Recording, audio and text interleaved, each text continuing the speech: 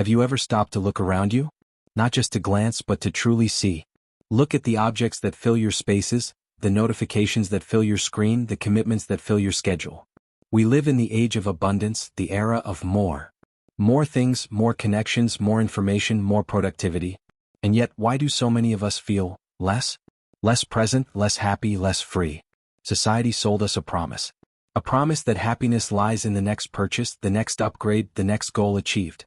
We've built our lives on a foundation of accumulation, believing that each new possession would be another brick in the construction of our satisfaction. But what if this foundation is made of sand? What if, instead of building a castle, we've just been burying ourselves? This relentless pursuit of more has created a silent paradox. We have larger houses but more distant families. We have more means of communication, yet we feel more alone. We have more knowledge at our fingertips than any previous generation, yet we live confused, anxious, and without direction. What went wrong? The answer perhaps isn't in what we lack but in the excess we carry.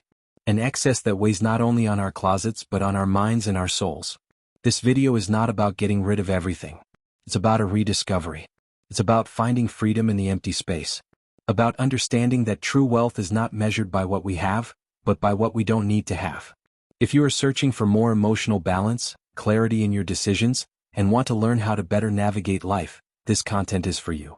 So please take a moment to like this video and subscribe to the channel, because with each video, you will strengthen yourself from the inside out and learn to see the world with greater wisdom. 1. The invisible prison of consumerism. I remember a time when I firmly believed in the logic of consumption. Every new object was a small dopamine hit, a validation that I was making progress. A new phone, a new piece of clothing, a new book I might never read, each was a trophy. But the euphoria was always fleeting. The newness quickly faded, and the object became just another thing taking up space, another item on the long list of possessions that demanded my energy, my time, and my money to maintain. What I didn't realize was that I was building my own prison. A comfortable, aesthetically pleasing prison, but a prison nonetheless. Each object was a small bar on the window. Each subscription a chain. Each desire for something I didn't have was a reminder of my own dissatisfaction. Consumer culture is a hedonic treadmill. It keeps us running endlessly, promising a destination that never arrives. You buy, you feel a moment of relief, and then the cycle begins again with a new desire, a new need created by brilliant marketing that preys on our deepest insecurities. This prison is not just physical. The clutter extends far beyond the walls of our homes. It seeps into our minds. Think about it. Every object you own occupies a small space in your mental inventory. You need to clean it, store it, fix it, think about it. Multiply that by hundreds, perhaps thousands of items.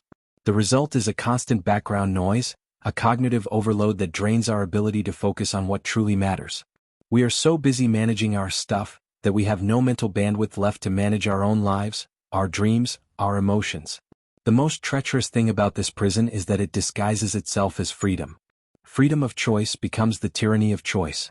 Freedom to buy whatever you want becomes the slavery of having to work jobs we hate to pay for things we don't need to impress people we don't like. It was when I began to question this logic that the first crack appeared in my prison wall. What if true freedom wasn't about having everything but about needing nothing? That question was the beginning of a journey to dismantle, brick by brick, the structure I had built for myself. 2. The awakening to the essential. Less is intention. When people hear the word minimalism, they often picture a stark white room, a life of deprivation and asceticism. But this is a fundamental misunderstanding. Minimalism, or essentialism, isn't about having less for the sake of having less. It's about making space for more. More time, more passion, more creativity, more experiences, more contribution, more contentment.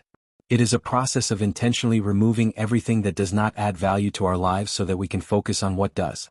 The awakening to the essential begins with a simple yet profound question: does this add value to my life? And this question must be asked not only of our objects but of everything: our commitments, our relationships, our habits, our thoughts. It's a filter that helps us separate the trivial from the vital. I remember my own process. I started with my closet, a cliché but an effective one. I picked up each piece of clothing and asked myself the question. Many of the answers were based on fear. What if I need this one day? But this was expensive, so-and-so gave this to me. I realized I wasn't attached to the clothes, but to the ideas behind them. The idea of a future, thinner me, the guilt over money spent, the fear of offending someone. The act of getting rid of those clothes was, in fact, an act of getting rid of those fears and guilts. It was liberating. This process expanded to other areas. I looked at my bookshelf, full of books I felt obligated to read but had no real interest in. They weren't there to bring me wisdom, but to project an image of who I wanted to be, not who I was. I looked at my schedule, full of yes I had given out of obligation, not desire. Every no I began to say to invitations and tasks that didn't align with my values was a yes to myself. Living with less is an act of curation. You become the curator of your own life's museum. You choose, with intention and purpose, each piece that deserves to be on display. The rest, what is just noise, what is mediocre, what is there out of inertia, is gently removed. The result is not emptiness but clarity. A space where the few things that remain can truly shine. Where your energy, once dissipated in 1,000 directions, can be focused with laser precision on what truly lights up your soul. 3. Decluttering the mind and soul. The deepest and most transformative process of simplification doesn't happen in our closets, but within us. The outer world is merely a reflection of our inner world. A cluttered home often mirrors a cluttered mind. Therefore, after clearing the physical space, the next step is to turn our gaze inward and begin decluttering the mind and soul. What is mental clutter? It's the ruminating worries about the future, the paralyzing regrets about the past. It's the negative self-talk, that critical inner voice whispering that we're not good enough. It's the information overload, the passive consumption of news, gossip, and social media feeds that leave us anxious and drained, but no wiser. It's the mess of other people's opinions that we internalize until we no longer know our own voice. I began to practice mental minimalism consciously. First, I did an information detox. I stopped following accounts that made me feel inadequate. I turned off 90% of the notifications on my phone. That initial silence was uncomfortable. It was like leaving a loud party for a quiet room. Suddenly you can hear your own thoughts. And many of them were not pleasant. That's where the real work began. I learned to observe my thoughts without identifying with them, a central practice in meditation and mindfulness. I would see a worry arise, acknowledge it, hello money worry, and let it pass like a cloud in the sky. I didn't feed it, I didn't argue with it. I just observed it. Over time, its power over me diminished. The same applied to emotional decluttering. We all carry emotional baggage, old grudges, unprocessed pain, hurts we hold on to as if they were treasures. Forgiving, not for the other person's sake but for our own, is a supreme act of emotional minimalism. It's letting go of a weight we didn't even know we were carrying. It's freeing up space in our hearts for emotions that serve us better, like compassion and gratitude. And finally, decluttering relationships. This doesn't mean abandoning friends in need.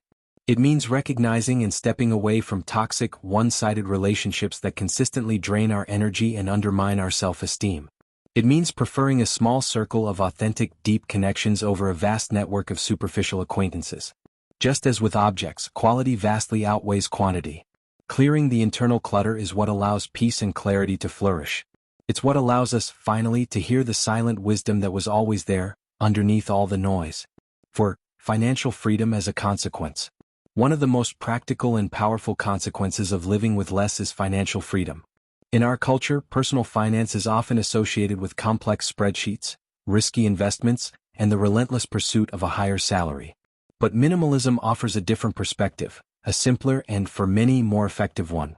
The fastest way to have more money is not to earn more but to desire less. Think of the wealth equation. It has two variables, what you earn and what you spend.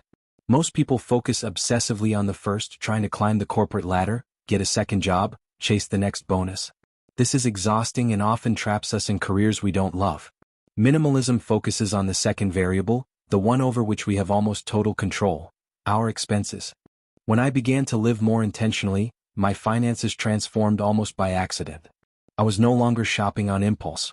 I questioned every expense. Do I really need this? Or am I just trying to fill a void, relieve boredom, or impress someone? Most of the time the answer was no. The money that used to evaporate on expensive coffees, trendy clothes, unnecessary gadgets, and forgotten subscriptions began to accumulate in my bank account. This surplus of money is not just a number on a screen. It is freedom. It's the freedom to not panic if you lose your job. It's the freedom to say no to a project that goes against your values. It's the freedom to take time off to travel, to learn a new skill, to start your own business, or simply to work less and live more. It's the creation of a financial runway that gives you options. Living with less breaks the cycle of lifestyle inflation, that phenomenon where the more we earn, the more we spend, keeping us perpetually in the same financial situation just with more expensive toys. By defining what is enough for you, you step off that treadmill.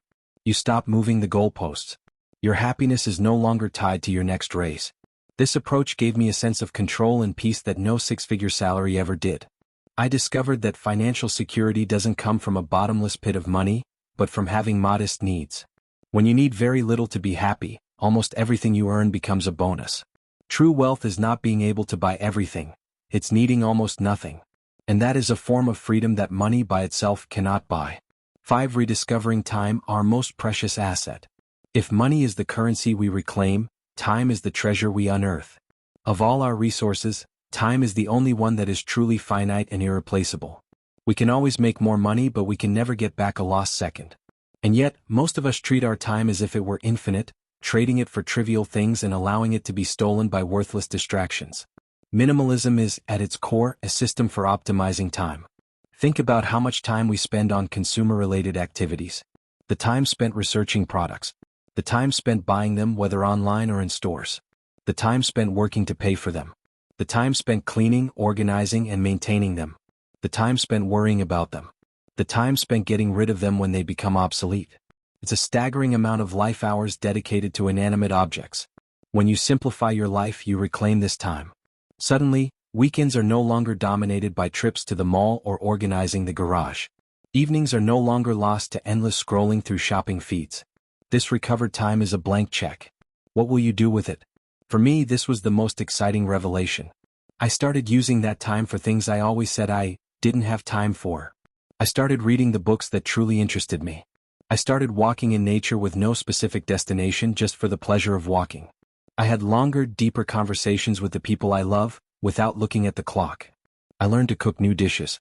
I sat in silence, doing absolutely nothing, and discovered that this wasn't boredom, but a form of deep recharge. Living with less teaches us to value experiences over possessions. Possessions depreciate. The pleasure they give us diminishes over time. Experiences, on the other hand, appreciate. The memory of a trip, a dinner with friends, a skill learned, becomes richer and more valuable as the years go by. They become a part of who we are. No one can take them from us. The modern world tells us to be productive every second. Minimalism gives us permission to simply be present.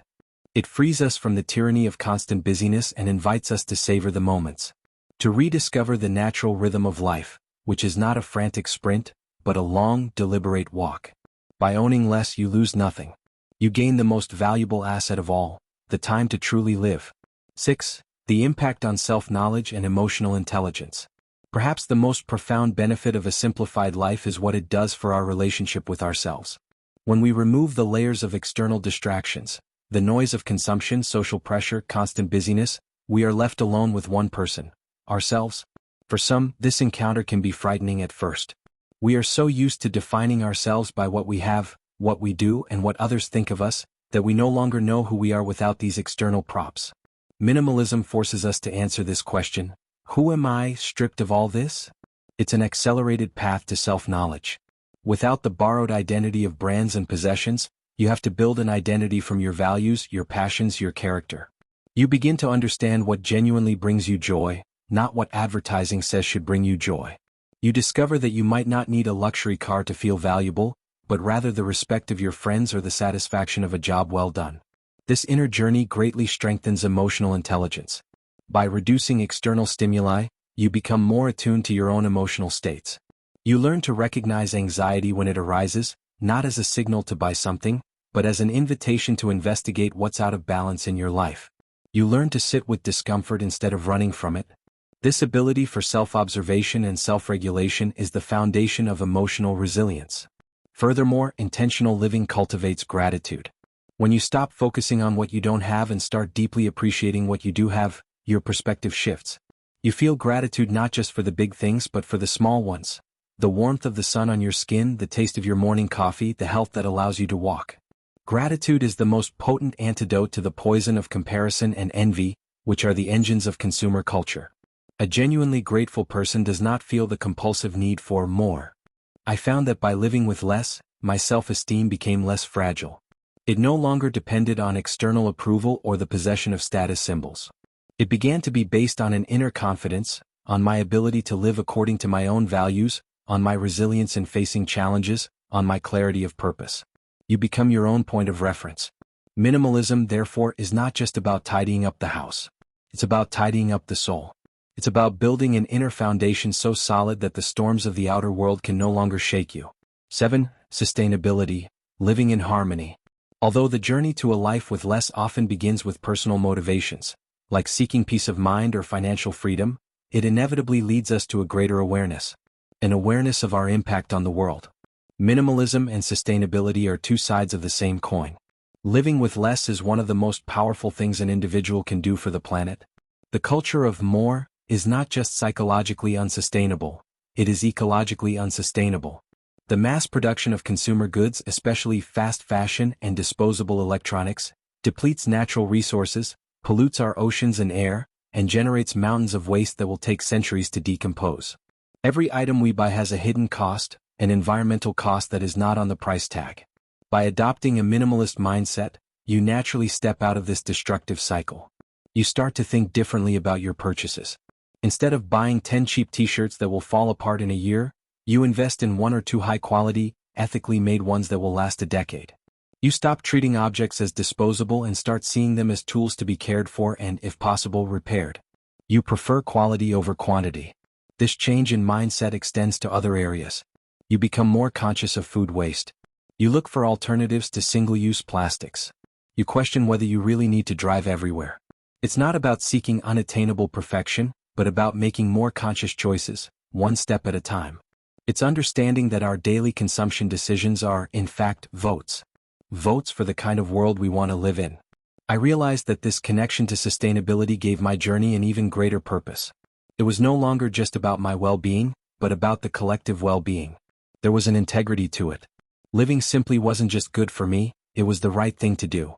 It was an act of respect for the planet that sustains us and for the future generations who will inherit it. This perspective takes us out of our egocentrism and connects us to something larger than ourselves.